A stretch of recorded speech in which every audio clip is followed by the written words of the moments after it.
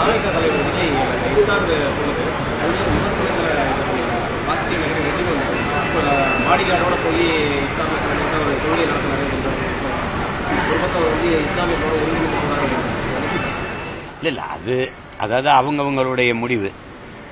இப்போ நாங்கள் அதை அந்த மாதிரி செய்கிறதுல எனக்கு சொந்தக்காரர்கள் நிறைய இஸ்லாத்தில் இருக்கிறாங்க. இதில் இப்போ நான் சொல்கிறேங்களுங்களேன், எங்கள் மச்சான் எங்கள் அதெல்லாம் எனக்கு நோன்பு கஞ்சி கூட வீட்டுக்கு தான் அனுப்பி வைப்பாங்க. அவங்களுக்கு தெரியும் நான் அந்த ஒரு நாள் தொப்பியை போட்டு நான் வேடம் போடுறது அது இல்லை. உங்களுக்கு ஒரு நாள் இஸ்லாமிய இல்லை. நான் என் மக்களின் உணவுக்கானவன் இல்லை, அவங்க உணர்வுக்கானவன், உரிமைக்கானவன், உயிரானவன். அதனால அந்த நெத்தியில திருநீரை வச்சுக்கிட்டு தொப்பியை போட்டு நோம்பு கஞ்சி குடிச்சாலாம் இருக்குது. காட்டவா? அது தம்பி அதை விரும்புறாரு, செய்யறாரு. அதுல போய் விமர்சிச்சுக்கிட்டு இருக்க வேண்டியதில்லை. அது அவருடைய. அதனால அவர் இஃப்தார் விருந்துல தொப்பியை போட்டு பங்கேற்றதுனால தானே இந்த விலைவாசி ஏறிடுச்சு. அதனாலதான் நாட்டில் இவ்வளவு பிரச்சனை, அதனாலதான் அடிக்கடி மின்தடை ஏற்படுதுன்னு சொன்னீங்கன்னா விவாதிக்கலாம்.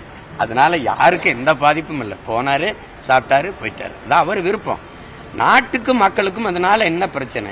அதனால வந்த தீங்கு என்ன? ஒன்னும் இல்ல, விட்டுருங்க.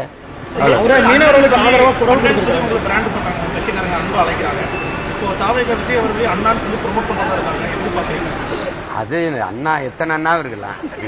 எனக்கு இல்ல, கோடிக்கணக்கான அண்ணா இருக்காங்க, நிறைய பேர். இப்ப நீங்க அது வருதுல எங்கல்ல வந்து எங்க கட்சியில என்ன எங்களுக்கு முறைன்னா எங்க தலைவர் இருக்காரு பாருங்க. எங்க தலைவர் வந்து எல்லாருமே தம்பின்னு சொல்லுவாங்க. வயசுல சின்னவங்களும் சரி பெரியவங்களும் சரி தம்பின்னு சொல்லுவாங்க. எங்க இதுல வந்து வயசுல என்னை விட பெரியவங்களும் என்னை அண்ணான்னு தான் கூப்பிடுவாங்க. அதிலும் பஞ்சாப்ல எல்லாம் 85 வயசு 70 வயசு 75 வயசு பெரியவங்க எல்லாம் சீமாண்ணான்னு தான் கூப்பிடுவாங்க. சீக்கியர்கள் எல்லாம் சீமாண்ணா. அது ஒரு அன்பின் மிகுதியால வர்ற சொல். அதுக்கு வயசோ இதெல்லாம் கிடையாது.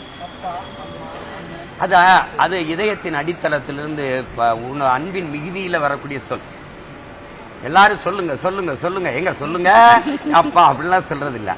ஜெயலலிதா அவர்களே அம்மான்னு நம்ம குலத்துல நம்ம பரம்பரையில பெண்களை சின்ன குழந்தையா இருந்தா தங்கச்சியா தாயே அம்மா அப்படின்னு கூப்பிடுற பழக்கம்.